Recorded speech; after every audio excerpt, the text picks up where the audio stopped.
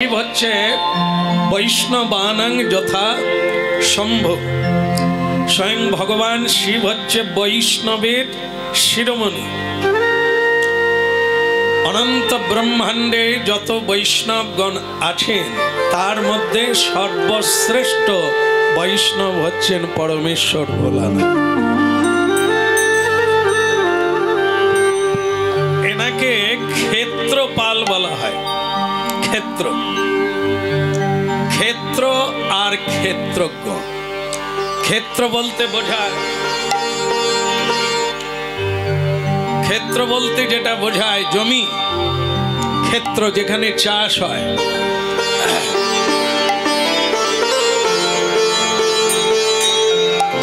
তো সেই চাষ জমিকে বলা হয় ক্ষেত্র। মন দিয়ে শুনে নেন, শেষ হতে গেল। তো জমির মালিক যিনি তাকে বলা হয় ক্ষেত্রজ্ঞ। আচ্ছা, শুরুতে একটা কথা জিজ্ঞাসার আছে, করি নাকি? আপনাদের কোনো জমি জায়গা আছে? আছে? নাই, তাই না? তাহলে তো সরকারের কাছে জানাতে হবে। কিন্তু আপনারা বোধহয় জানেন না, আপনাদের জমি বলতে 3.5 হাত জমি, যেটাকে দেহ জমি বলা হয়, এটাই হচ্ছে আমাদের জমি, চাষ করার জমি। কিন্তু আমরা চাষ করি, কিন্তু জমির মালিক অন্য লোক। মালিক হচ্ছে ক্ষেত্রজ্ঞ, অর্থাৎ যিনি এই জমির মালিক, অর্থাৎ স্বয়ং ঈশ্বরকে বলা হয় ক্ষেত্র। তো বলিয়ে গৌরাঙ্গ মহাপ্রভু কি সুন্দর হয়েছে, শুনে মনে হলো জনা 5 বেশি নাই। এটাই থাকবে না, আরেকবার দেবেন হাজিরা, হবে তাই না? হলো না তো মা, হলো না। হ্যাঁ, সংগঠন তৈরি করতে হবে, ঘরে বসে থাকলে হবে না। রাস্তায় নামলে তবে আপনার দলে লোক যাবে, ঠিক আছে? তাহলে বলেন গৌরাঙ্গ মহাপ্রভু কি আগের চেয়ে একটু বাড়ছে, আরো বাড়াতে হবে এবং করতে হবে। বলা প্রেম দাতা নিতাই চাঁদ কি, ভুল হয়ে গেল, কোনো সমস্যা নেই। মহাপ্রভু বলছেন 10-5 মিলি নিজ দ্বারেতে বসিয়া কীর্তন করব সবে হাতে তালে। কথা শুনুন, শেষ হতে গেল। যেখানে যেমন সেখানে তেমন, কোনো দরকার আছে নাকি? বাবরে একটু হাঁটুন জোর করে, হায় হায় গো, সব জং ধরে গেল। ঠিক আছে, শুনতে থাকো। হ্যাঁ, সামনে দিয়ে যেতে গেলে নুয়ে যেতে হবে। উনি তো নুইতে পারছেন না, ভক্ত ভগবানের মাঝখান দিয়ে যাতায়াত করছে, তাও ধীরে ধীরে। তা যাই হোক, শুনতে থাকুন। সময় এমন একটা জিনিস, কাউকে সুযোগ দেবে না। সময়কে ধরে কাজ করে এগিয়ে যেতে হবে। ভগবান শিবের পূজা করার সুযোগ আসে বৎসরে একবার। অনেক মায়েরা জল ঢালেন, পুজো করেন, ব্রত করেন, পুরুষেরাও করেন, বৈষ্ণবীরাও করেন। আশ্চর্য হবে, এই ব্রত বৈষ্ণবদের জন্য প্রসিদ্ধ। শিবব্রত, শিবের পূজা বৈষ্ণবগণ করে। কারণ স্বয়ং ভোলানাথ হচ্ছেন পরম বৈষ্ণব চূড়ামণি। আপনাদের বলেছিলাম যে তেনার একটা নাম হচ্ছে ক্ষেত্রপাল। ক্ষেত্রপাল মানে যেখানে ভগবান থাকেন সেই জায়গাটা হচ্ছে তীর্থ। তীর্থকে বলা হয় ক্ষেত্র। আর তীর্থকে যিনি পাহারা দেন, যার অনুমতি না হলে ভেতরে প্রবেশ করা যাবে না, তিনি হচ্ছেন ক্ষেত্রপাল শিব। বোঝা গেল? পুরী ধাম কোনোদিন গেছেন? পুরী ধাম গেছেন? আমি বাদে সকলেই গেছে। সেখানে দেখবেন পুরী ধামের চারদিকে 1 মাইল দূরত্বে 4 জন ক্ষেত্রপাল আছে, 4 জন শিব আছে 4 কোণায়। আমরা এসব তত্ত্ব বুঝি না, আমরা তো পুরী ধাম যাই, জগন্নাথ দর্শন করি, চলে আসি। এই জন্য আমাদের জগন্নাথ দর্শনের ফল হয় না, কারণ ক্ষেত্রপালের পুজো আগে করতে হবে, তাদের অনুমতি নিতে হবে, তবে আপনি ভেতরে যেতে পারবেন। আমরা যেখানে যাই সেটা জগন্নাথ মন্দির নয়। ক্ষেত্রপাল যে মন্দিরে পাহারা দিচ্ছেন সেটা আমরা দেখতে পাই না মায়ার চোখে। এই জন্য আগে ক্ষেত্রপালের পূজা। যেরকম আপনারা বৃন্দাবনে গেলে আগে কার পূজা করতে হবে? যমুনা। যমুনা যমুনা দেবীর পূজা না হলে, তার অনুমতি না হলে আপনি ব্রজধাম প্রবেশ করতে পারবেন না।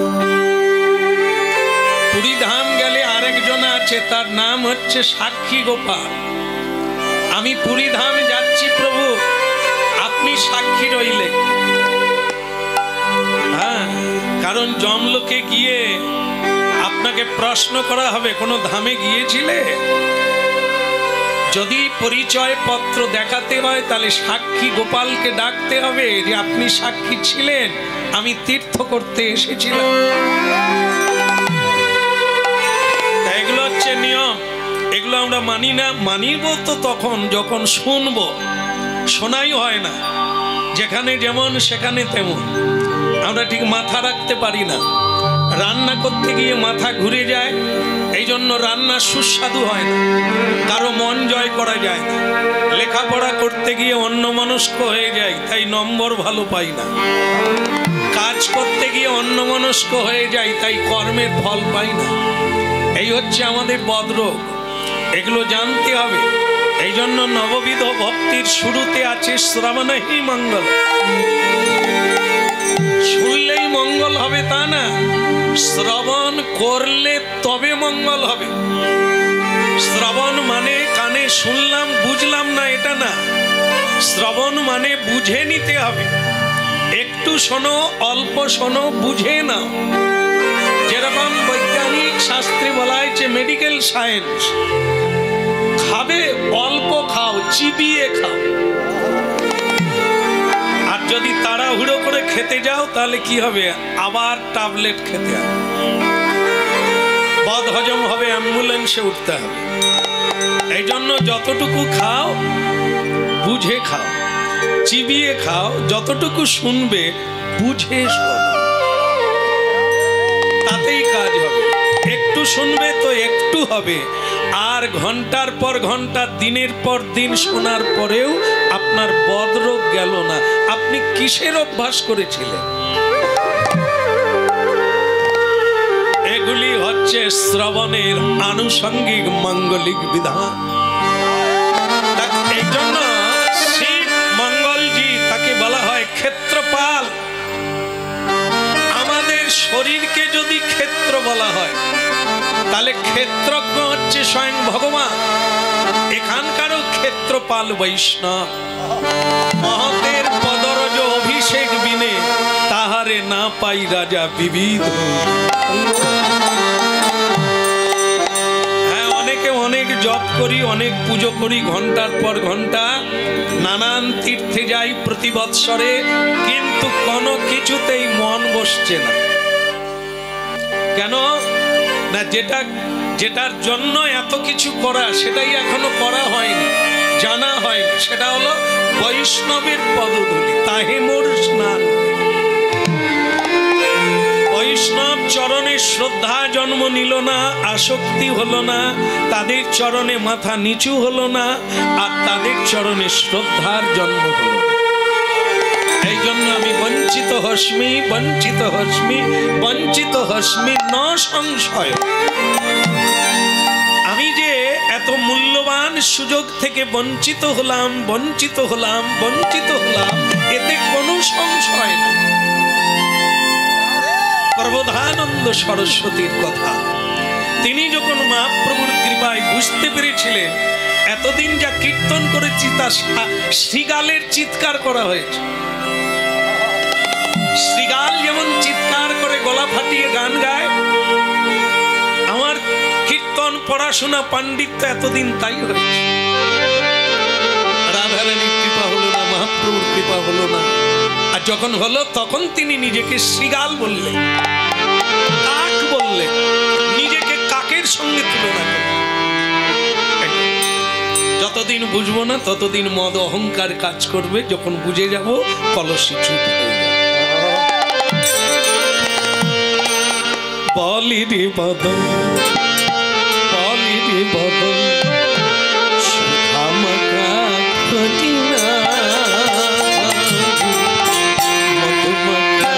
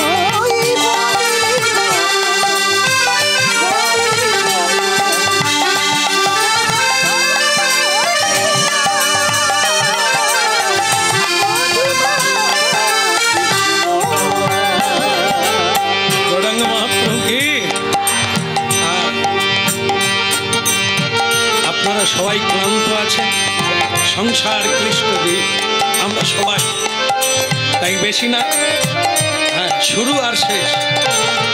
এখানকার কিছু ভক্ত ভক্ত আবেদন রেখেছেন, আমাদের যে লীলাগুলি ইউটিউবে শুনতে থাকেন তার মধ্য থেকে একটা বাছাই করেছে, সেটা হলো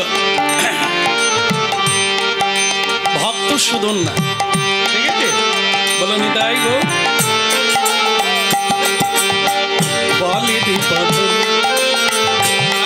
আচ্ছা, ওই কেউ মারা গেলে কোথায় নিয়ে যায়? শ্মশানে না? শ্মশানে যখন যায় আগুন দিতে হয়, তাই না? আগুন লাগাতে হয়, কিন্তু আগুনটা কোথা দেয়? পায় না। কোথা দেয়? আপনারা জানলেন কি করে? মরে গিয়েছিলেন নাকি?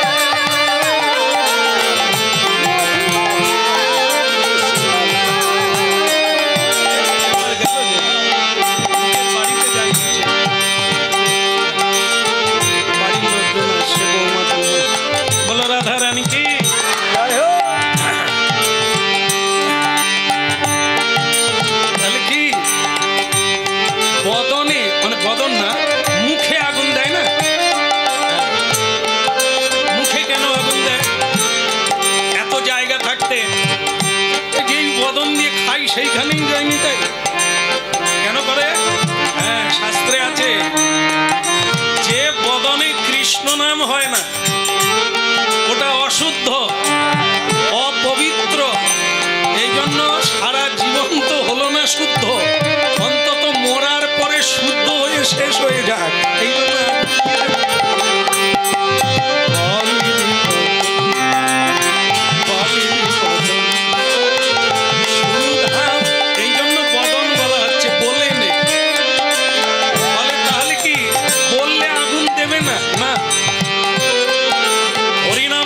কৃষ্ণ ভক্ত হয়ে যান, আপনার মুখে আগুন দেবে না, আপনাকে তিলক দিয়ে মালা পরিয়ে নূতন বস্ত্র পরিয়ে সমাধি দেবে।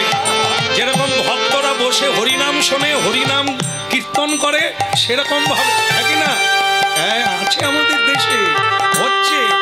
আর যারা এই মুখে গালাগালি করে দে আগুন দিয়ে দেয়, আর তাদেরকে কারা নিয়ে যায়?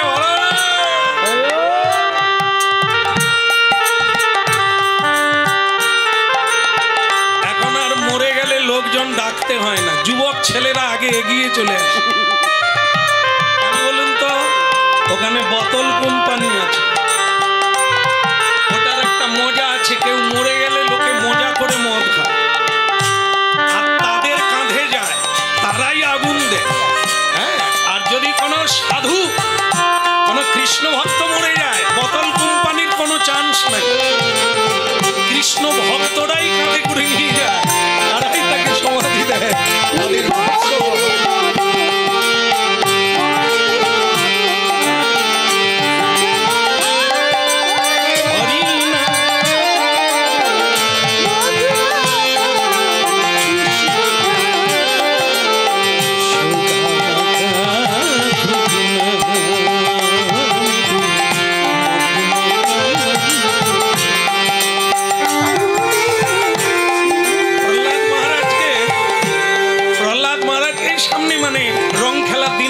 হোলি, হিরণ্যকশিপুরের এক বোন ছিল, নাম তার হোলিকা।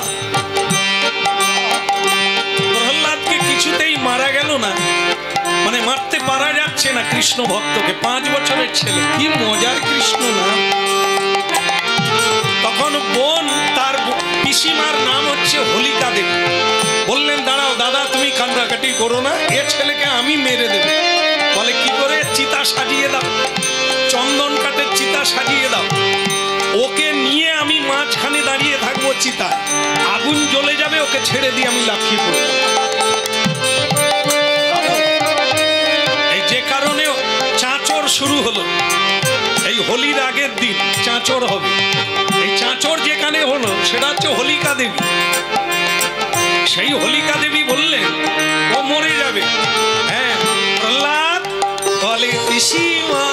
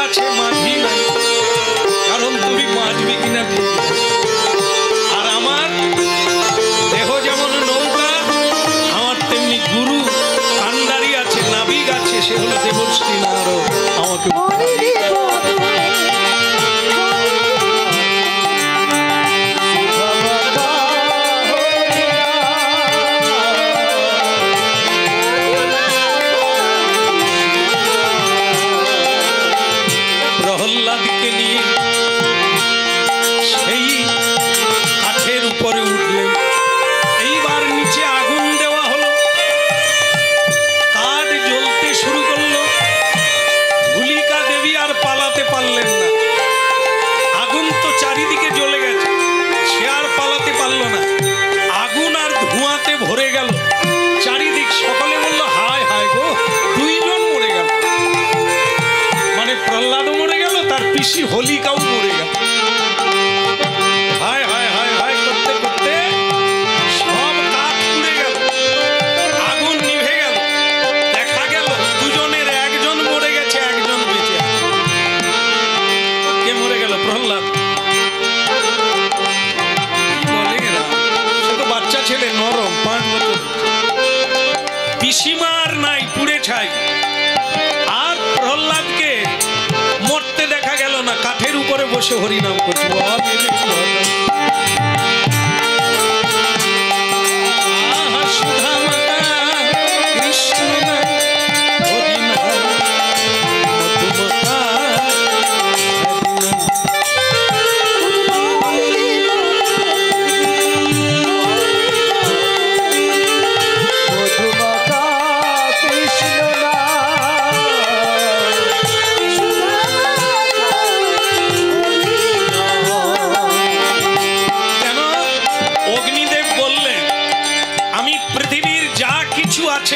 সব পুড়িয়ে দিতে পারি, শুধু যারা হরিনাম কৃষ্ণ নাম করে তাদের পুরাতে পারি।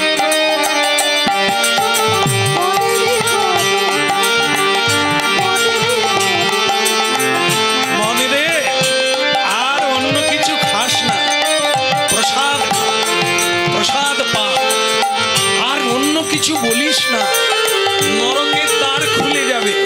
যদি বলতে হয় হরিনাম কর, কৃষ্ণ নাম বল।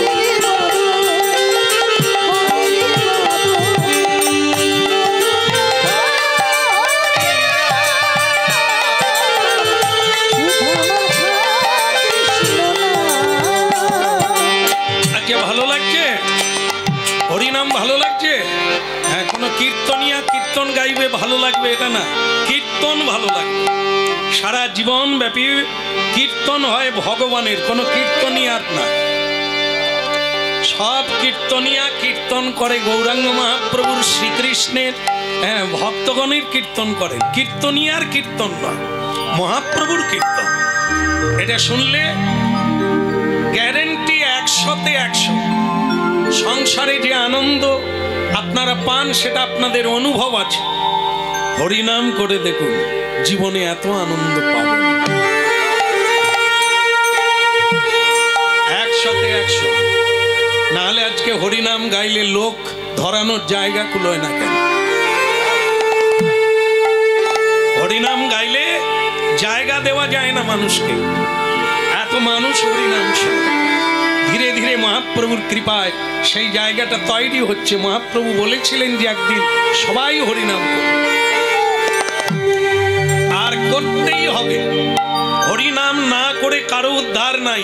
একটাই রাস্তা পার হওয়ার, একটাই রাস্তা মুক্তি হওয়ার, সেটা হচ্ছে হরের নামই বকে বল। এই জন্মে কেটে যাবে, যান, নিজের ভুল নিজে করবে। এবারে যদি হরি ভজনটা না করলেন, এরপরে আর সুযোগ হবে না। জন্ম হবে, কুকুর বিড়ালের জন্ম হবে, হ্যাঁ, পশু পক্ষীর জন্ম হবে। আর আপনারা জানেন, এই কোনো জন্মে হরিবোল বলা যায় না, শুধু মনুষ্য জন্মে বলা যায়। এই জন্মটা অবহেলায় হারিয়ে ফেললে আপনি 80 লক্ষ বার জন্ম নেবেন, মানুষ জন্ম নয়, কীট পতঙ্গ জীব জন্তু রূপে জন্ম পাবেন। এই জন্য যারা পণ্ডিত, যারা জানেন, যারা চালাক, তারা হরিনাম কীর্তন সময় থেকে করে নেয়। কারণ সঙ্গে তো কিছু যাবে না, এইটুকুই যাবে, এইটুকুই সঙ্গে যাবে। আবার একটা জায়গায় কৃষ্ণ ভক্তিমতী মায়ের গর্ভে জন্ম নেবে। তাহলে আপনাদের বলি, হংসধ্বজ রাজা, রাজা বটে। রাজা মানে যার বহু প্রজা আছে, হ্যাঁ, বহু সম্পদ আছে, বহু দায়িত্ব আছে প্রজা পালনের, এরকম জনকে বলা হয় রাজা। আরেকটা জিনিস জেনে রাখবেন, যারা এখানে আছেন, সংসারের যারা মালিক, একটু হাত তুললে ভালো হতো, কারা কারা সংসারের মালিক।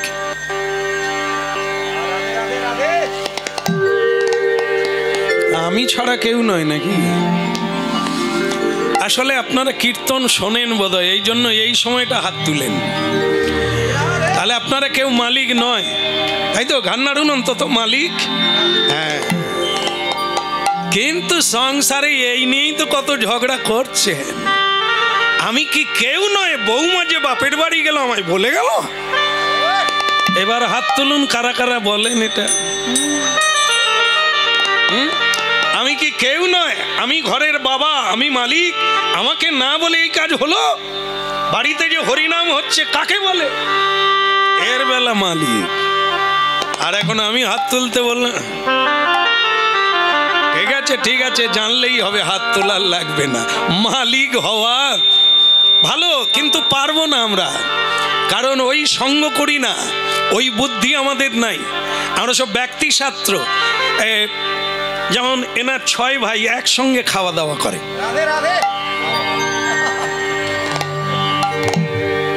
করনি কেন? কলা পাতা পাওয়া যায়নি? হ্যাঁ, জানেন তো, শুধু এ নয়, একে একটা স্যাম্পল দিলাম আর কি। আমরা ভাই, 2 ভাই একসঙ্গে থাকতে পারি না, 2 যা একসঙ্গে থাকে না, 2 বোন একসঙ্গে থাকতে পারে না। আর সবচাইতে বড় জিনিস, এখন আবার স্বামী স্ত্রীও একসঙ্গে থাকে না। এত প্রবলেম নিয়ে বেঁচে আছি। তাহলে চিন্তা করুন, আর যিনি রাজা তার লক্ষ লক্ষ প্রজা, সমস্যা নেই। কেন বলুন তো? এই মগজে যদি কারো ভগবত কৃপা থাকে সেই পারবে, অন্য কেউ পারবে না। স্বয়ং ভগবান বিয়ে করলেন 16,108 জন। শুধু তাই নয়, এ তো সংসার পরিবার, আর অনন্ত ব্রহ্মাণ্ড তার পরিবার, তারই সংসার, তিনি চালাচ্ছেন। তাহলে তার যদি এত শক্তি হয়, সেই শক্তি যদি কোনো কৃষ্ণ ভক্ত ধারণ করতে পারে, তারও তখন পরিচালনার ক্ষমতা বেড়ে যায়। একটা কিছু চাই, 5 জনের আশীর্বাদ চাই, বিনয়ী হতে হবে, উপকারী হতে হবে, সত্যবাদী হতে হবে, ন্যায়পরায়ণ হতে হবে, আর ভগবানের কানেকশন এসে যায়। যেমন মনে করেন, এই যে থালা আছে না, স্টিলের থালা, কাঁসার থালা আছে না, আমার নাই, ছেড়ে দেন, আমি কলা পাতায় খাই। এগুলো যদি ভালো করে না ধোয়া হয়, ধৌত হয়, তাহলে দেখবেন সূর্যের দিকে এমনি করবেন, কোনো জ্যোতি বেরোবে না। আর যদি থালাটা ভালো করে ধোয়া হয়, তাহলে কি হবে? হবে কি না? কেন? ওই জ্যোতিটা ওর মধ্যে পড়বে, ওই জ্যোতি আমার চোখে লাগবে, তার এর একটা তেজ। থালা হয়ে ভায়া হয়ে আমার কাছে আসে, তবু তার এত জ্যোতি। ঠিক সেরকম হৃদয়টা যদি শুদ্ধ হয়, চেত দর্পণ মার্জন, যদি মাজা ঠিক হয়, তাহলে ভগবত কৃপা আপনার চিত্তের উপরে পড়বে। সেই চিত্তের ফলক প্রতিবিম্ব সকল ভক্তদের উপরে যায়। তখন গিয়ে সকলেই আপনার আকর্ষিত হবে। এই জন্য চিত্ত দর্পণ এটা মার্জন করলে তবে ভগবত কৃপা আপনার ধারক ক্ষমতা হবে। সেই শক্তিতে শক্তিমান হয়ে অপরকেও জ্যোতি দিতে পারবে, শক্তি সাহায্য করতে পারবে। এর নাম হচ্ছে ভগবত কৃপা। ভগবত কৃপা মানে এই নয় আমি আমার বাড়িতে বসে কেবল জপ করব, আমি হরি নাম করব, হরি মন্দির বানিয়ে বসে থাকবো তুলসী তলায়, এটা না। থালা থেকে যেমন জ্যোতি বেরিয়ে অপরের চোখে লাগে, ঠিক তেমনি আপনার চরিত্র, আপনার ভগবত ভক্ত জীবন অন্যকে আকর্ষণ করবে, সকলেই বশীভূত হবে শ্রীকৃষ্ণ।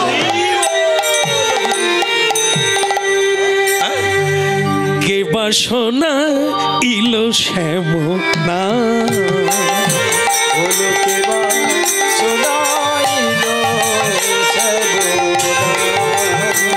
বলো কে বাসনা ইলো শ্যাম না,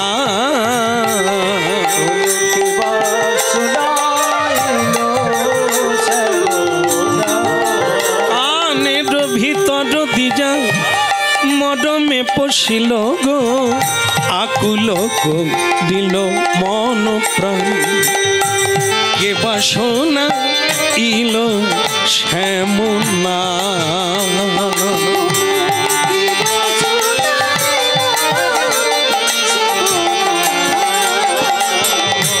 তাহলে কি দাঁড়ালো?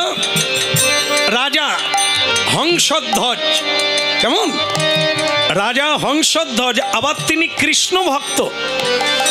তিনি প্রজাগণকে অনুরোধ করলেন, করি নাকি বলি বলি আপনাদের একটা কথা বলবো, বলবো সবাই, অভয় দিলে বলবো, বলি, অসুবিধা নাই তো? প্রতিদিন আপনারা আসবেন এই জায়গায়। আমি এলে চালাক পাটি আছে, তাহলে শুধু আমরাই ক্ষতি করব, তোমারও ক্ষতি হোক।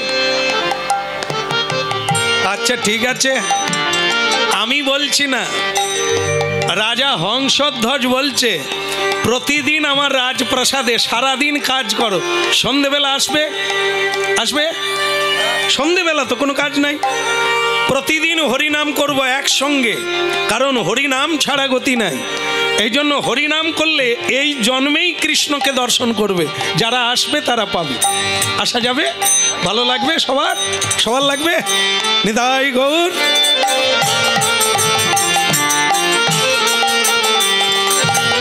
এইভাবে শুরু হলো, ভবে আসি যায় ভাবে ভাসি যায়, একবার লহরে কৃষ্ণ নাম। আসিয়া ভাবে ভাসিয়া, একবার লহরে কৃষ্ণ নাম।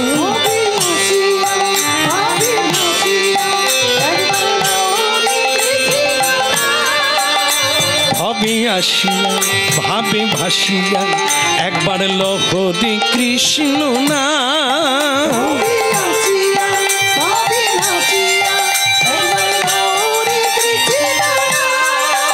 জপ নাম হরি নাম কৃষ্ণ নাম অভিরাম।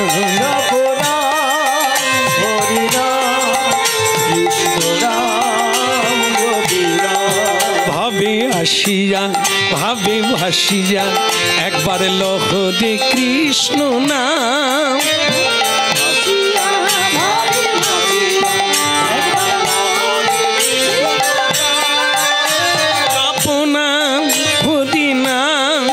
কৃষ্ণ নাম অভিরাম। জপ নাম হরি নাম কৃষ্ণ নাম শয়নে কিংবা স্বপনে, একবার বল রে মধুর নাম।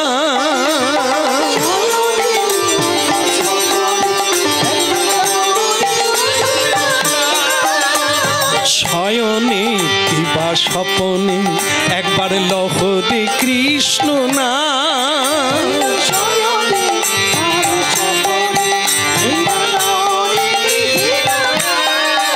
জপ নাম হরি নাম কৃষ্ণ নাম অভিরাম। জপ নাম হরি নাম কৃষ্ণ নাম অভিরাম।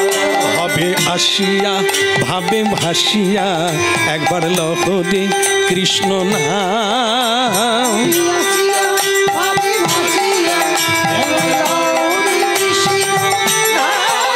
এই ভাবে আসিয়া ভাবে ভাসিয়া, একবার লহরে কৃষ্ণ নাম।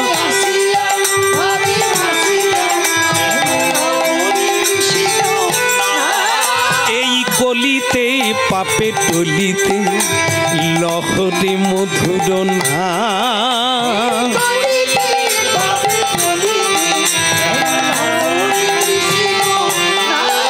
এই কলিতে পাপে টলিতে, একবার লহরে কৃষ্ণ নাম।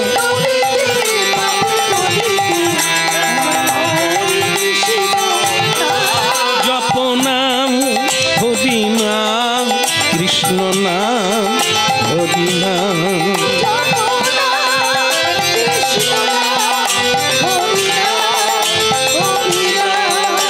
ভাবে আসিয়া ভাবে ভাসিয়া, একবার লহরে মধুর নাম।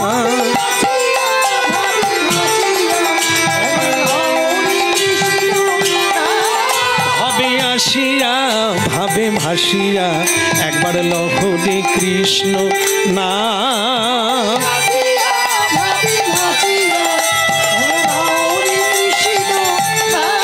জপ নাম হরি নাম কৃষ্ণ নাম অবিরাম।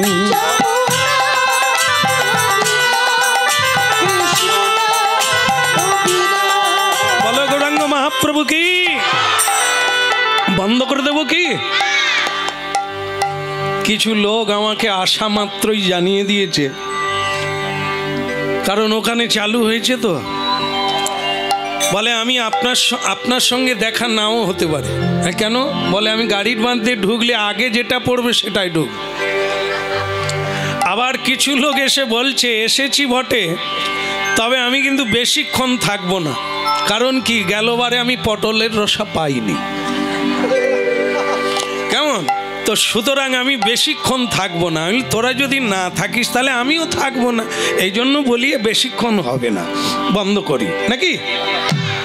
পটলের রসা, ওরে জীবের দশা রে, আর কত পটল তুলবি রে, জীবনটা তো পটল হয়ে গেল রে। হ্যাঁ, একটু হরিনাম শোন রে, পটল বাজারে আছে, পটল ঘরেও আছে। কেমন? এই রসার লোভে রসাতলে যাসনি রে বাপ। ওরকম রসা, ওরকম পটল বাড়িতে এসে দাঁড়িয়ে থাকবে, তোর অপেক্ষা করবে। হরিনাম শোন, জীবনটাকে আগে দাঁড় করা। তাহলে আমি কথা দিলাম, রাজার দোষে রাজ্য নষ্ট, প্রজা কষ্ট পায়। আর বলা ঠিক হবে কি, গিন্নির দোষে বলি না, ক্ষতি কি? আপনার তো কেউ গিন্নি নয়, আগে বলে দিয়েছে। গিন্নির দোষে গৃহ নষ্ট, লক্ষ্মী ছেড়ে যায়। ঘরের মালিক যেমন হবে ঘর তেমন হবে।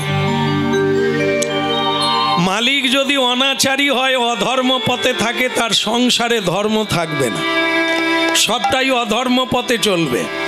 রাক্ষসের খাওয়া খাবে, অসুরের মতো জীবন চলবে। ওই বাড়িতে না দেব দেবী আসবে, না লক্ষ্মী আসবে, না ভোলানাথ যাবে, না স্বয়ং ভগবান কোনোদিন আসবে।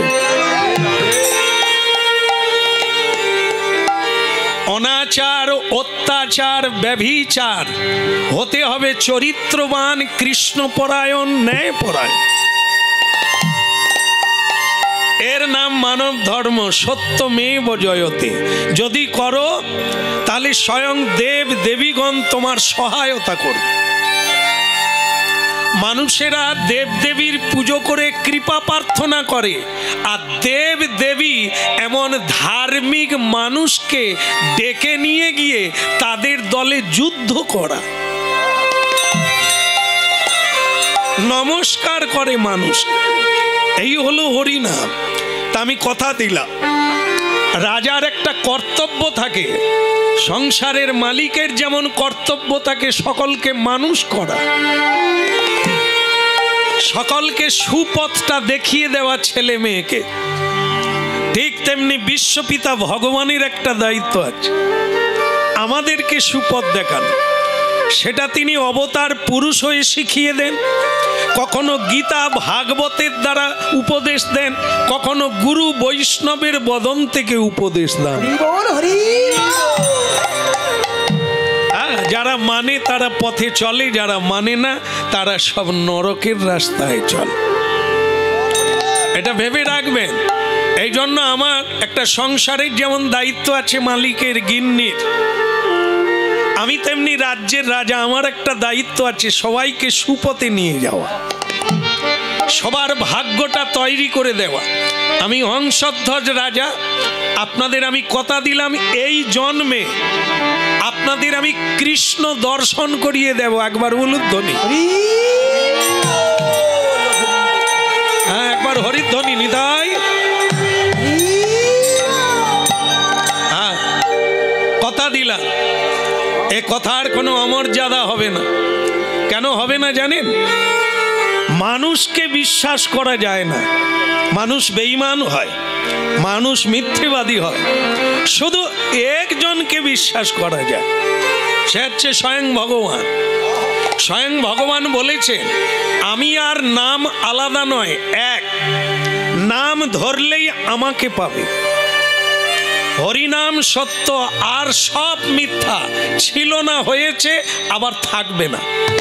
হরিনাম ছিল, আজ আছে, পরেও থাকবে। হরি সত্য, হরি নামও সত্য, তাহার ভক্তও সত্য। এই তিনটে জিনিস বাদ দিয়ে সংসারে সব অসার বস্তু, যার কোনো সার নাই, যার কোনো বস্তুত্ব নাই, যার কোনো অস্তিত্ব নাই। তা বলে সংসার বাদ দেওয়ার কোনো দরকার নেই। রং মশলায় থাকো, কারণ ওই জায়গায় থাকতে হবে, সবার সঙ্গে থাকতে হবে, নিজের কাজ নিজেকে মিটিয়ে নিতে হবে।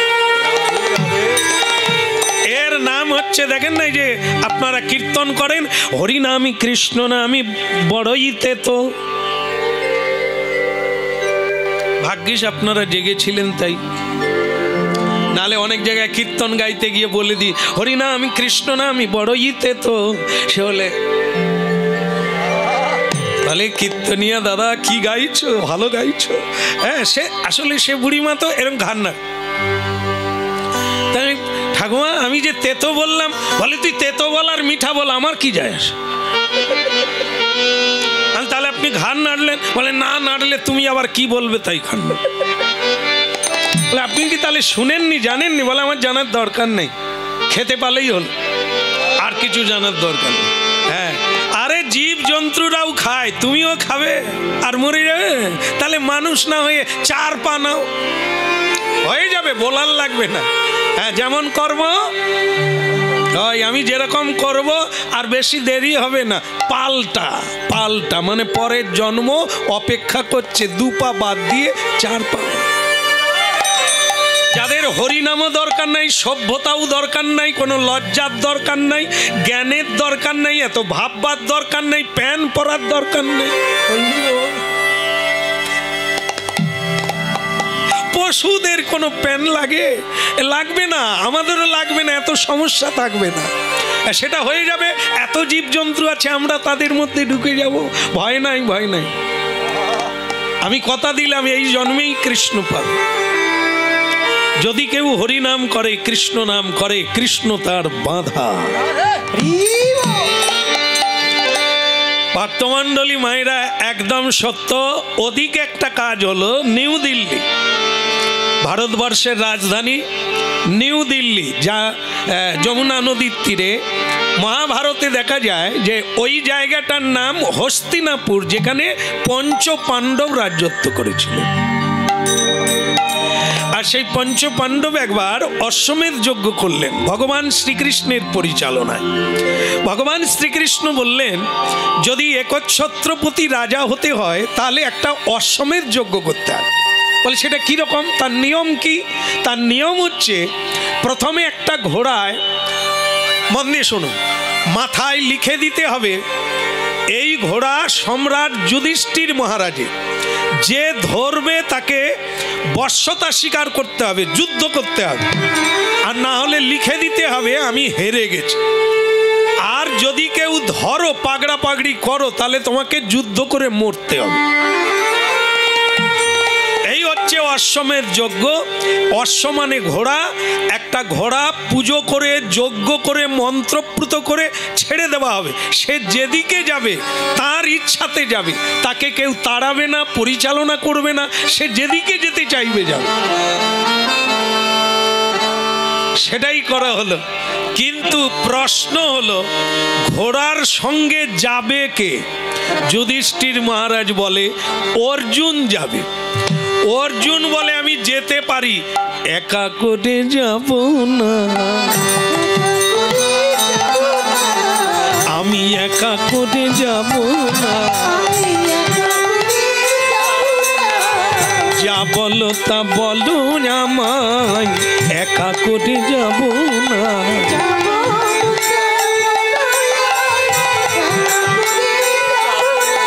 একা করে যাব না, তুমি যা বলো তা বলো আমায়, একা করে যাব না। তুমি যা বলো তা বলো আমায়,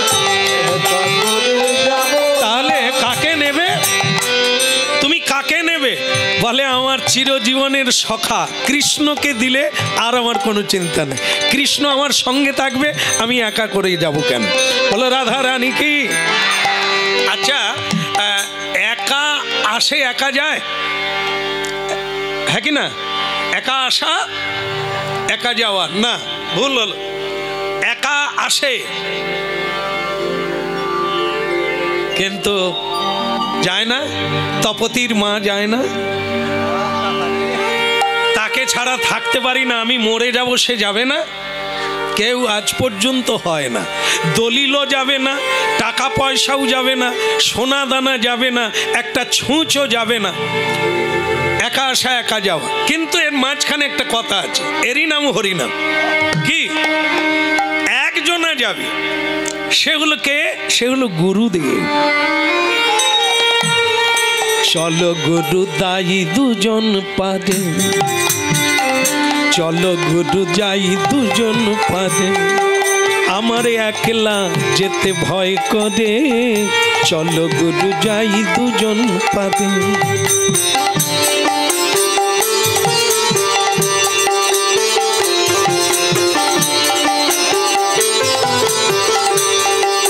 আমার একলা যেতে ভয় করে, চলো গুরু যাই দুজন পাদে।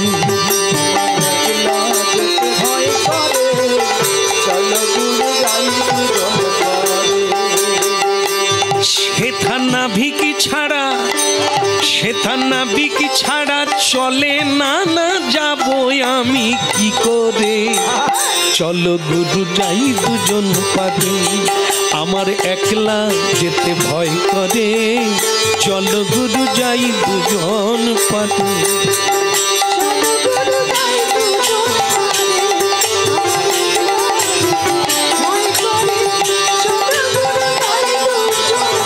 চলো গুরু যাই দুজন পাদে, চলো গুরু যাই দুজন পাদে। একলা যেতে ভয় করে, চলো গুরু যাই। তাহলে বুঝতে হবে গুরুর সঙ্গে থাকে, গুরু পথ দেখিয়ে নিয়ে যায়, গুরু কান্ডারির মাঝি হয়ে নিয়ে যায়, তাহলে আমরা যাব না? একা হয় কেউ? গুরু থাকে, গোবিন্দ সঙ্গে থাকে, একা কেন হবে? তবে যদি কৃষ্ণ ভক্ত হয়, যদি না হয় তাহলে একা করেই যেতে হবে, একা। আমার একলা যেতে ভয় করে, চলো গুরু, চলো গুরু যাই দুজন পাদে।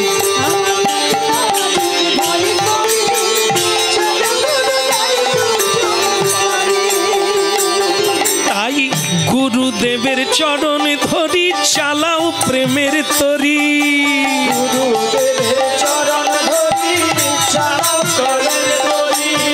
গুরুদেবের চরণ ধরি, চালাও নামের তরি।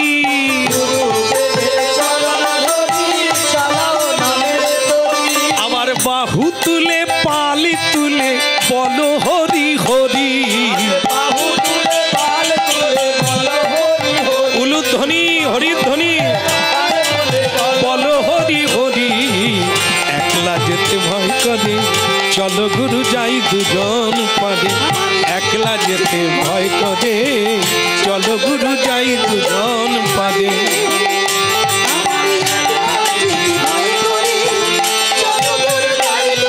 আয় একলা যেতে ভয় করে, চলো গুরু যাই দুজন পাদে। আমার একলা, আমার একলা যেতে ভয় করে, চলো গুরু যাই। হ্যাঁ বলো পরম দয়াল শ্রী গুরুদেব কি। ওই জন্য কৃষ্ণ ভক্তের কোনো অভাব নেই। শ্রী গুরুদেব থাকলে শ্রীকৃষ্ণ থাকবে, তার পরিকর অগণন, কোনো ভয় নাই, কোনো চিন্তা নাই। আর যার গুরু নাই, যার গোবিন্দ নাই, তাদেরকেই বিষ খেতে হয়, কারণ আর কেউ নাই। ওই একটা বউ, একটা স্বামী, একটা বাচ্চা ছাড়া আর কেউ নাই। তারা যখন আদর করে না, তখন মানুষ বিষ খেতে যায়। আর কৃষ্ণ ভক্ত সারা দুনিয়া জুড়ে তার কৃষ্ণ ভক্ত পরিকর পার্ষদগণ থাকে, তাই তাদের কোনো অভাব। হ্যাঁ ভক্তমণ্ডলী মায়েরা, তাই কৃষ্ণকে সঙ্গে নিয়ে অর্জুন যেতে চাইলেন, কিন্তু কৃষ্ণ বললেন, অর্জুন তোমার সঙ্গে থাকলে তাহলে আমার এই বিশ্ব পরিচালনা হবে কি করে? তুমি একা যাও, আমাকে স্মরণে রাখো। আরেকটা কথা, কোনোদিন যদি বিপদে পড়ো, ডাকলেই তুমি আমার দেখা পাবে, ডাকলেই দেখা পাবে। এত লোক ডাকে না, আমি যাই না, কারণ অনেকের অনেক আছে, আমার কেবল তুমি। অনেকে বিপদে পড়ে অনেককে ডাকে, অবলম্বন করে। কৃষ্ণ ভক্ত কেবল গোবিন্দকে অবলম্বন করে, তাই গোবিন্দ ছাড়া তাদের জীবনে আর কেউ নাই। ডাকবে ডাকবে, তুমি বিপদে পড়ে ডাকবে, আর তুমি দেখবে আমি তোমার কাছে আছি। একদম সত্য। ভক্তমণ্ডলী মায়েরা, কখনোই ভাববেন না এই যে আমরা কিছু অন্যায় কাজ করি, হ্যাঁ মনে করি কেউ নেই, এই চারদিকটা আমরা দেখে নি, কেউ নেই, হ্যাঁ যে আমাকে দিয়ে কেউ তাকায়নি, আমি এই খারাপ কাজটা করব। কিন্তু পাগলা রে, এ পৃথিবীতে কেউ দেখলেও তোমার ভয় নাই, সব ঘুষখোর পার্টি। এ পার করে দেবে, মেনে নেবে, কিছু দিয়ে দে, তুই চুরি করেছিস, আমাকে কিছু দিয়ে দে, বাস আমি আর কিছু বলবো না। কিন্তু একজনকে ঘুষ দেওয়া যাবে না, যে তোমার ভেতরে আছে, যে সূর্য রূপে দেখছে, যে তারা রূপে দেখছে, চাঁদ রূপে দেখছে, ওরে ফাঁকি দিবি কোথা করে? কিভাবে দিবি ফাঁকি? হ্যাঁ, এক দুই শিষ্য গুরুদেবের কাছে গেছে দীক্ষা নেবে। গুরুদেব দীক্ষা নিতে চাই, হয়ে যাবে, কোনো উপায় নাই, হ্যাঁ ভয় নাই। বলে তাহলে কি করব? বলে যা পায়রা, পায়রা পায়রা জানেন কেউ? পায়রা, পায়রা জানেন না বোধ? কবুতর, কবুতর, বকবকুম জানেন তো? এই দুটো পায়রা দুটো শিষ্যের হাতে দিল।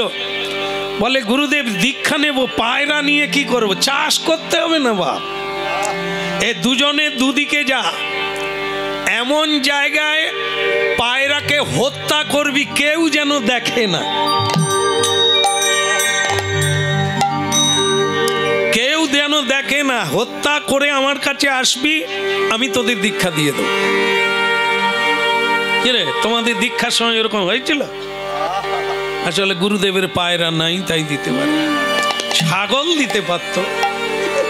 বলো রাধা রানী কি? পরীক্ষা, দুজনকে দুটো পায়রা দিয়ে এমন জায়গায় বধ করবি যেন তোদেরকে কেউ না দেখে। বলে গুরুদেব এই গেলাম আর এলাম, আপনি চিন্তা করবেন না, আপনি সব ফুল টুল রেডি করুন, আমি গেল। একটা শিষ্য তো একবার ডিং করে কেটে দিয়ে বাস,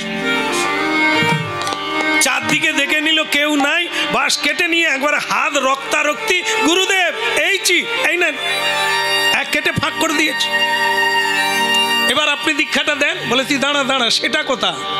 বলে সে কোন দিকে গেছে জানি না, সে অনেকক্ষণ কোন দিকে গেছে সত্যি সত্যি দেখা গেল না।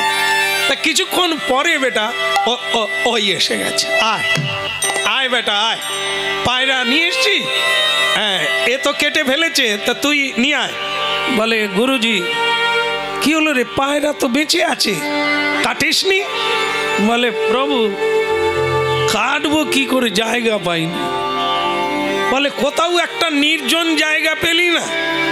বল না, সব জায়গায় তো দেখছি, আমি কাটি কি করে?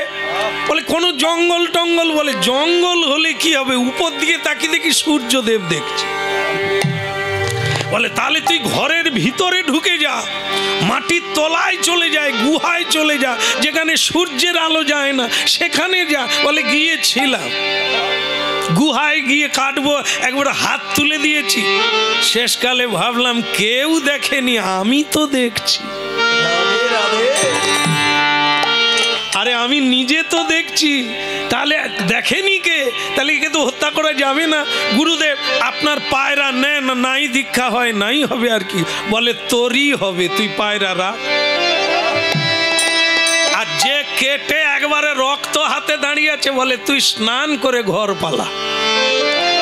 বলে গুরুদেব কাটতে বললেন তাই আমি ডিং করে চলে এলাম, আর আপনি আমাকে বাদ দিয়ে হতভাগা। তোর কাটার সময় একবার মনে হলো না যে কি কাটা উচিত কিনা? আমি দিলাম আর তুই কেটে ফেললি। তোর হৃদয়ে যে ঈশ্বর আছে সে তো দেখছে, সে কি তাকে চোখে ফাঁকি দিবি? তাই তুই পারলি না, বিচারটা করতে পারলি না। তোকে দেব দীক্ষা মন্ত্র কি করে? তুই তো কেটে ফাঁকা করে দিবি। যার জ্ঞান আছে, যার বুদ্ধি আছে, সে ধরে রাখতে পারবে। একে বাঁচিয়ে রেখেছে, দীক্ষা মন্ত্রকে বাঁচিয়ে রাখতে হবে। কেটে ফেললে হবে না, শুকনো করলে হবে না, একে পুড়িয়ে দিলে হবে না, বাঁচিয়ে রাখতে হবে, জিয়ে রাখতে হবে, বৃদ্ধি করতে হবে।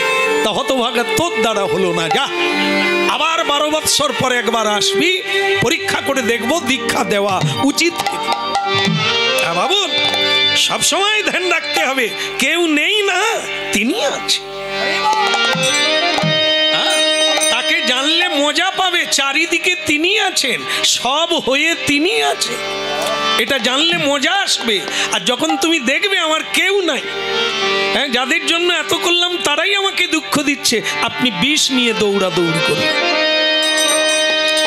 এই জন্য আমরা বলি হরিনাম শুনুন। বাঁচতে গেলে বাবাজি মাতাজি হতে হবে না, বড় বড় তুলসীর মালা পোলার লাগবে না, তিলক দেওয়ার লাগবে না, কিন্তু জানার লাগবে।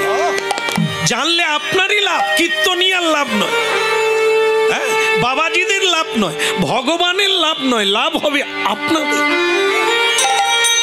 এই তত্ত্বটা জানবে। তাই বললেন অর্জুন আমি আছি, তুমি বিপদে পড়লেই ডাকবে, আসতে বিপদে পড়লেই ডাকবে, আমি তোমার কাছে চলে যাব। কেমন? অর্জুন বললেন এটা শুনে আমি খুব ভালো লাগলো যে আমি বিপদে পড়লেই তুমি আসবে। একদম সত্য। এত বলি অর্জুন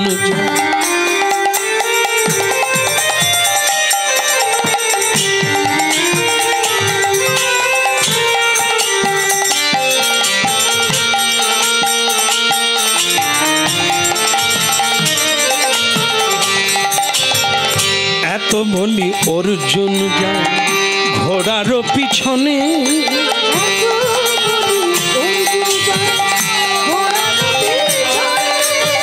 ঘোড়ার পিছনে চলে, ঘোড়ার পিছনে, ঘোড়ার পিছনে চলে, ঘোড়ার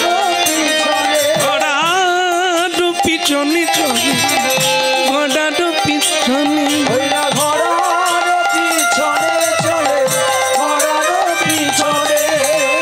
এত বলি অর্জুন ঘোড়ার পিছনে।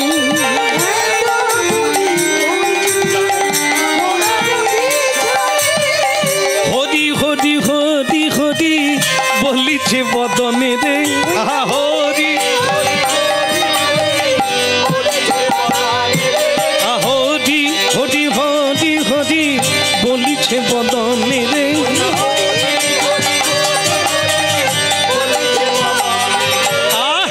এত বলি অর্জুন যায় ঘোড়ার পিছনে,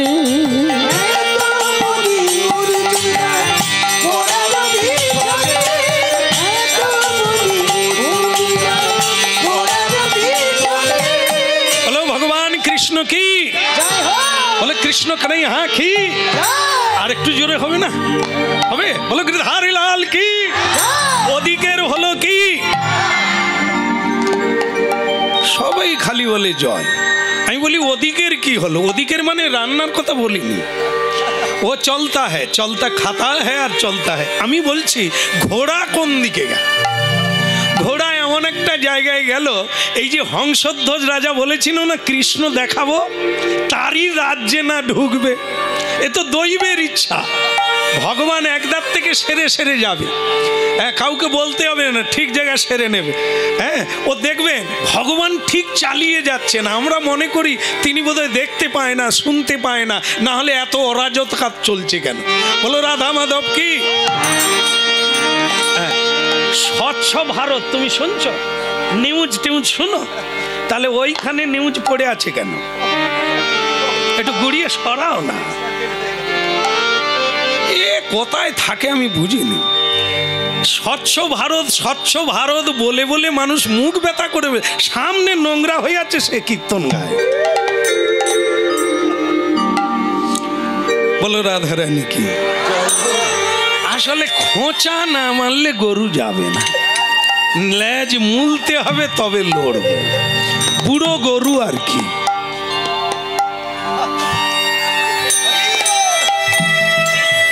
খালি বলে আমাকে দল থেকে বাদ দাও, কেন রে? দাঁতের যন্ত্রণা, কানের যন্ত্রণা, তো তুই ওষুধ খা, খোল বাজা, আর না হলে তোর যন্ত্রণায় সব দাঁত খুলে পড়বে। হ্যাঁ, প্রেম সে বলো নিতাই গৌর। এই সব লেজ মুলে মুলে টেনে নিয়ে যাচ্ছে আর কি। হ্যাঁ, কৃপা করুন, এরকম করে ঘষ্টে ঘষ্টে জয় নিতাই হয়ে গেলে বাস। তাহলে বলো রাধা মাধব কি? ঘোড়া ঢুকলো কি? রাজ্যে ঢুকে তো মানে আমি আপনাদের একটা কাহিনী বলবো বলে বারবার বলছি। সেটা কি, এখন এই যে দেখেন না, ভগবান কৃষ্ণের মন্দিরে গেলে কি দেখেন? কৃষ্ণ কিরকম করে আছেন? আচ্ছা, এরকম আছেন না? মানে চোখের পাতাও নড়ে না, পাও বদল হয় না, হাতও বদল হয় না, সেই বছরের পর বছর। লোকে যে কেন পুজো করে বুঝি না, যে নড়তেও পারে না, পা বদল করে না, লাগে না না। আমাদের একভাবে বসে থাকতে পারি না, কৃষ্ণ বছরের পর বছর, হাজার হাজার বছর। এক মূর্খ গরিব ভক্ত, সে প্রতিদিন জমিদার বাড়িতে সব জায়গায় ঝাড়ু দেয়, এক ঠাকুরের কাছে ঝাড়ু দিয়ে একবার করে সে দেখে, প্যান নাম করে দেখে, সেই পরশুদিনও সেরকম, আজও সেরকম, কালও সেরকম। সে তখন ঝাঁটা নিয়ে বলে, ঠাকুর তোমার পায়ে ব্যথা হয়নি? ঠাকুর তখন ভাবছে হাসবো না কাঁদবো, এরকম কথা তো কেউ বলেনি। সকলে এসে বলে এটা দাও, ওটা দাও, সেটা দাও, আর এ তবু এসে বলে প্রভু তোমার ব্যথা হয়নি। হ্যাঁ, আর এই যে হাত দুটো তুলে রেখেছো, এ তো ব্যথা হবে, তোমার ব্যথা করেনি? ভগবান দেখলো না, এর সঙ্গে একটু কথা বলি, এ তো সহজ সরল। হ্যাঁ, আমার ব্যথার কথা বলছি। লক্ষ লক্ষ মানুষ আছে, তাদের ব্যথার কথা বলে, এ তবু আমার আলাদা কিনা, আলাদা কিনা? আমি তো হলে দেখা হলে প্রভু এ ধারে ব্যথা, এ ধারে ব্যথা, কত ব্যথার কথা বল। ভগবান বলে আমি যে কি করব। আর এই একজনা ভক্ত এসেছে বলছে প্রভু তোমার ব্যথা হয়নি। কৃষ্ণ তখন কথা বলছে, জানেন, কোনোদিন বলে না, আজকে বলছে, বলে ব্যথা হবে না? বলে তাহলে ওই রকম দাঁড়িয়ে থাকো কেন, একটু বদল করে নাও, এ ধারে ধরো। বলে না রে বাবা, হবে না, ওই রকমই দাঁড়াতে হবে। বলে তাহলে এই যে পায়ের উপরে একটা পা দিয়ে, সেই আমি যেদিন থেকে এই বাড়িতে কাজ করছি সেরকম, তোমার কি একটু ব্যথা লাগে, চেঞ্জ করো না। বলে না রে, হবে না, যারা প্রতিদিন দেখতে আসে তারা যদি উল্টো পাল্টা দেখে ভাববে আমি কোথাও যাই। ওরে বাবা, তাহলে অনেক রকম আছে, তোমারও ভয় আছে? বলে ভয় নাই, আর পুজোও করবে না, নকুল দানাও দেবে না। বলে ঠাকুর আমারও পেট চলবে না, তাই ভয়ে ভয়ে কাজ করি, তুমিও ভয়ে ভয়ে দাঁড়িয়ে আছো, তা কেস তো একই রকম। তবে তোমার আমার কেস যখন একই রকম, আমি তোমাকে সাহায্য করব। বলে কিরকম? বলে আমি তোমার হয়ে বাঁশি ধরে দাঁড়িয়ে থাকবো, তুমি দুদিন ঘুরে আসো। ঠাকুর বলে কে রে, বলে কি এ দাঁড়াবে, আমি তবু ভালো, সে একটা কথা তবু দিয়েছে, একটা সিদ্ধান্ত, বিকল্প রাস্তা দেখিয়েছে। এই তুই দাঁড়াতে পারবি? বলে 2-4 দিন আমি চেষ্টা করব, তুমি একটু পা চালিয়ে একটু পা ছাড়িয়ে এসো। ভগবান বলে তবে আমি না হয় 2-4 দিন একটু আসি, তুই দাঁড়া, তবে যাওয়ার আগে একটা কথা বলে যাই। ভক্ত হওয়া ভালো রে, ভগবান হওয়া দেওয়া যে কি জিনিস জানিস নি তাই। বলে কি? ওই তো শুধু দাঁড়িয়ে আছে, ওইটাই তো। বলে ওরে শুধু দাঁড়িয়ে না, শুধু তুই মন্দিরে দাঁড়াবি, কত রকমের কেস দেখবি, কথা বলিস।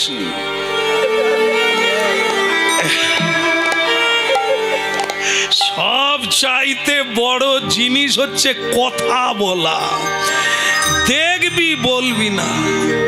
এই আমাদের আশ্রমে জানবে 3টা হনুমান আছে, তিনটা হনুমান আছে। একজন এরকম করে বসে আছে, একজন এরকম, একজন এরকম। শুনেও শুনবি না, আর বলা থাকলেও বলবি না, আর দেখবি কিন্তু তুই মনে করবি আমি কিছু দেখিনি। ভক্তমণ্ডলী মায়েরা, হরিনাম শুনুন। যদি এই 3টা জিনিস পারেন, কাল থেকে আপনি সুখী হয়ে যাবেন, ভগবান বেনে যাবেন। চেষ্টা করে একটা দিন দেখুন, শুধু একটা দিন কথা বলবেন না, দেখেও কিছু বলবেন না, শুনেও কিছু বলবেন না। একটা দিন যদি পারেন চালিয়ে দিতে, আপনি 2 দিন পারবেন, জন্মটাও পারবেন। ভগবান তাকে শুধু বলল, আমি যতক্ষণ না ফিরে আসি তুই কোনো কথা বলিস না, চুপচাপ।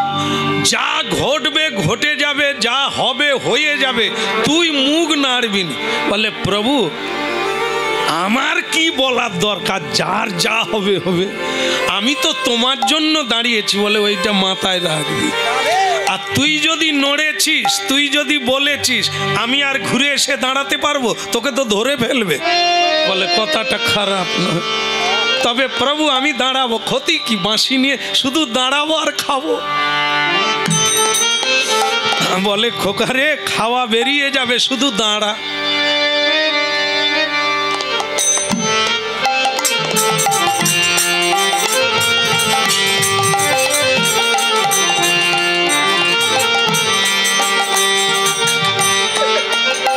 সে চোখটাই কন্ট্রোল করতে পারেনি, খালি তার ঝপাস ঝপাস তো ঝাঁপ পড়ে যাচ্ছে, আর এদিক ওদিক দেখে।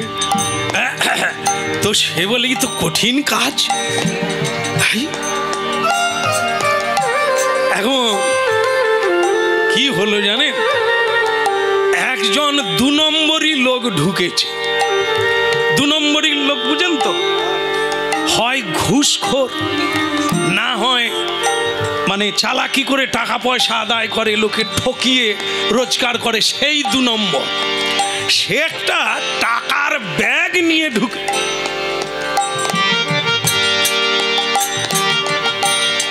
টাকার ব্যাগটা রেখে দিয়ে ওই মানুষ ভগবান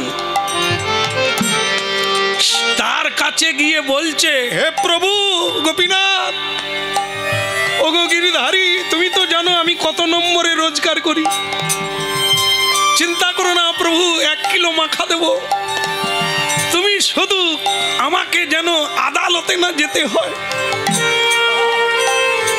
এ তো ভগবান নয়, এ তো মানুষ। হ্যাঁ, সে বলে তোর বাঁশির নিকুচি করছে, বাঁশি রেখে দে, গলা চেপে ধরবো। বেটা চুরি করে ভগবানকে ঘুষ দিচ্ছে। হ্যাঁ, কিন্তু ভগবান বলে গেছে যা দেখবি কথা বলিস।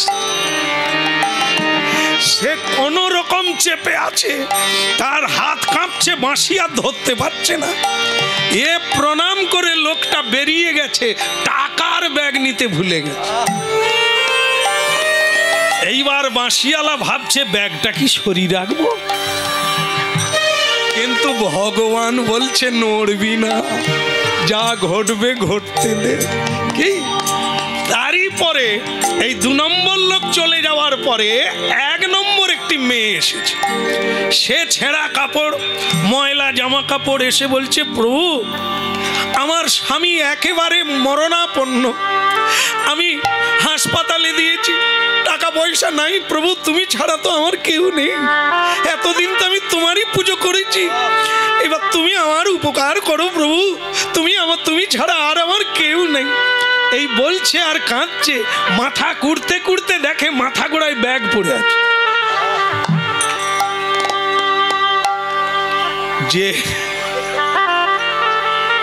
যে ঝাড়ুদার বাঁশি নিয়ে দাঁড়িয়ে আছে সে বলে টাকার ব্যাগটা না হয় একেই দিয়ে দিই, কিন্তু তার দেওয়ার আগে মেয়েটা টাকার ব্যাগ দেখতে পেয়েছে, দেখেই বলছে প্রভু তোমার চরণে কোটি দণ্ডবত, তুমি সব ব্যবস্থা করেই রেখেছ।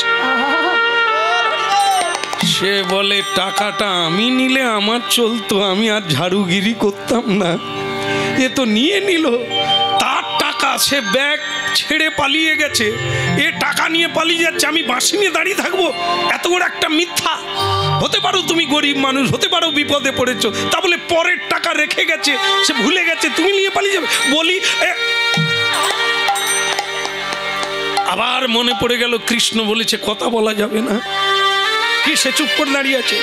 আর ভক্তমণ্ডলী মায়েরা, মেয়েটা টাকার ব্যাগ নিয়ে চলে গেল, বাস সে চলে গেল, তার চিকিৎসা চালু হয়ে গেল। ভক্তমণ্ডলী আর এক ভদ্রলোক এলেন, এটা জেন্টলম্যান, ভদ্রলোক, তিনি এসে বলছেন প্রভু আমি বিদেশ যাত্রা করছি, জাহাজে করে যাব, 6 মাস লাগবে, আপনি আশীর্বাদ করুন, আপনার কৃপায় প্রণাম করে যাচ্ছি, আবার যেন ফিরে আপনাকে প্রণাম করতে পারি। ঠিক সেই সময় পুলিশ এসে গেল জুতো হাতে করে, এই যে লাল পুলিশ,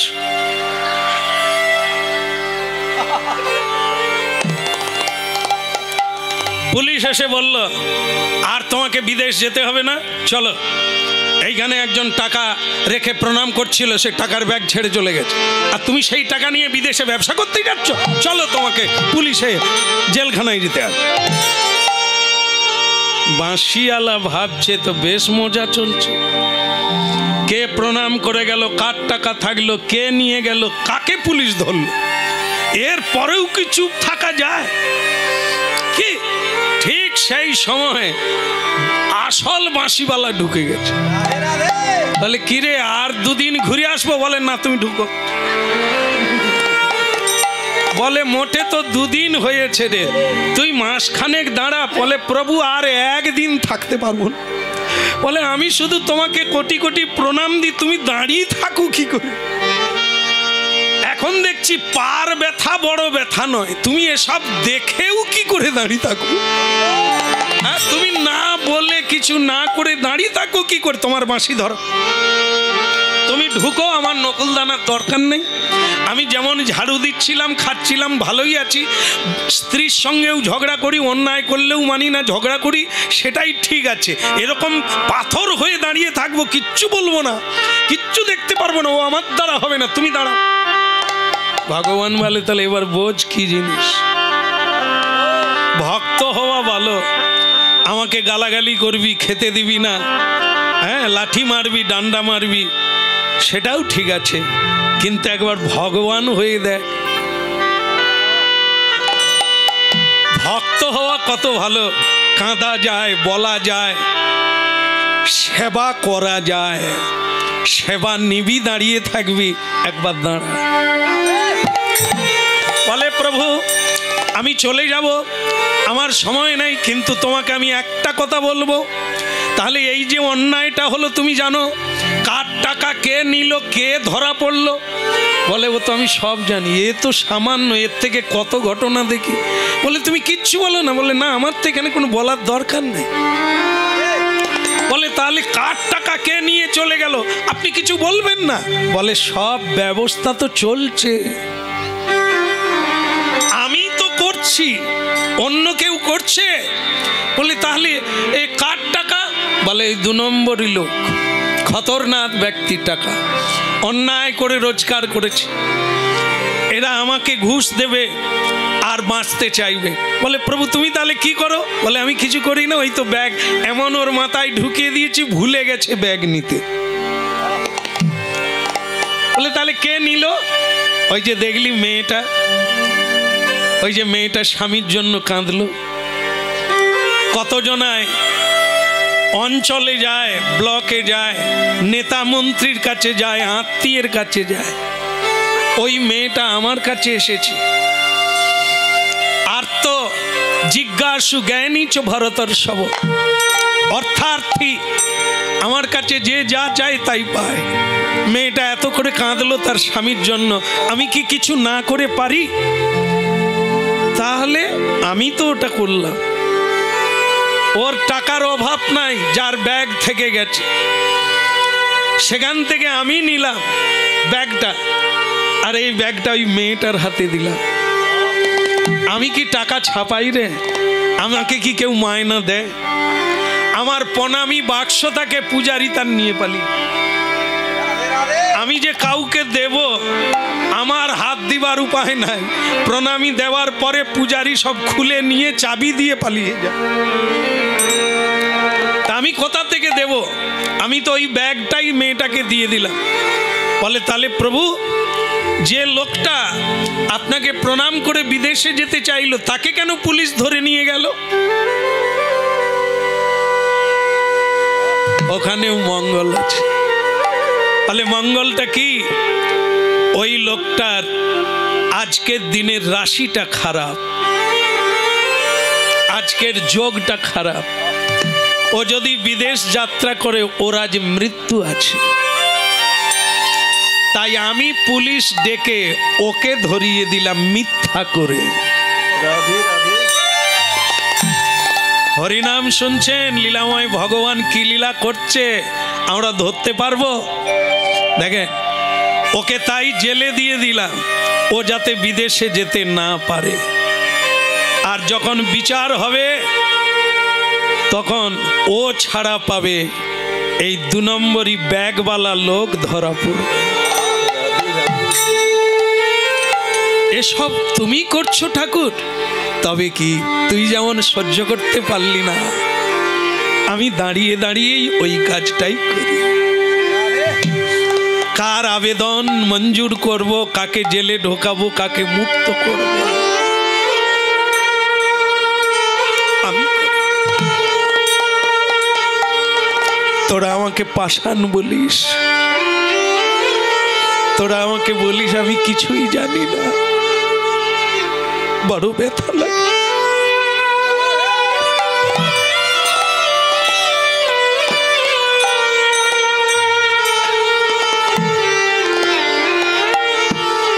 ওই ঝাড়ুদার বললেন, প্রভু প্রভু তোমার লীলা বুঝবা, প্রভু তোমার লীলা বুঝবা,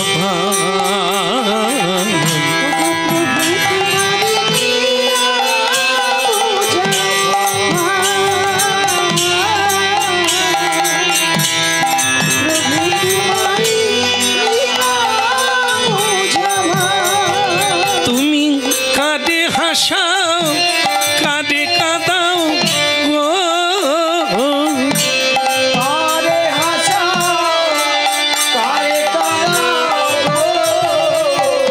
তুমি কাঁদে হাসাও কাঁদে কাঁদাও গো,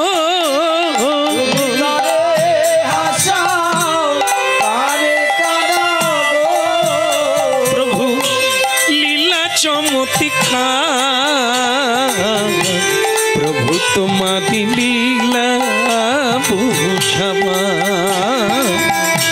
প্রভু তোমার লীলা বুঝবা।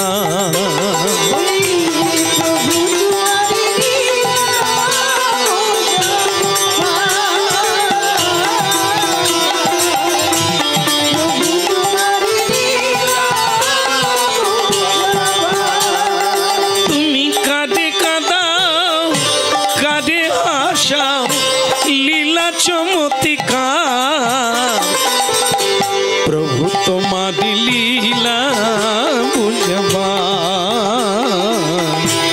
প্রভু তোমার লীলা বুঝবা।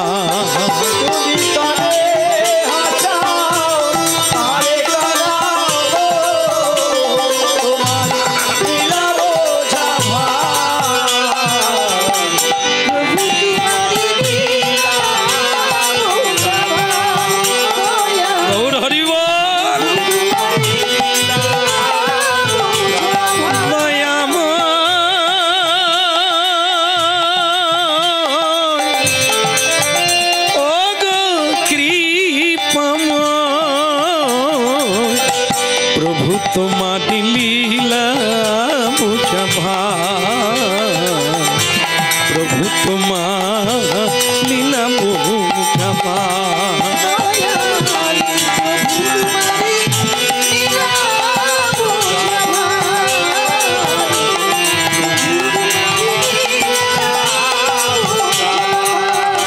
বলে গৌরাঙ্গ মহাপ্রভু কি। একটা জিনিস জেনে রাখবেন, আমার দ্বারা হয় না, কারো দ্বারা হবে, তাকে ধরে যেতে হবে। যেমন আপনারা জানেন পিরেক, মানে পিরেক জানেন তো? পিরেক কিসের হয়, লোহার না প্লাস্টিক? মা কিসের?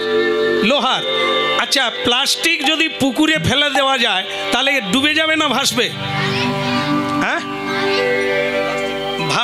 ভাসবে। এরাও বলছে ভাসবে, ভাসবে। আচ্ছা, কি করে ভাসবে?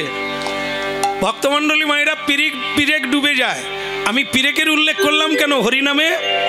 পিরেক ডুববে না যদি তক্তার সঙ্গে সেটিং করা যায়, তাহলে তক্তাও ভাসবে, আর তক্তার সঙ্গে নিতাই।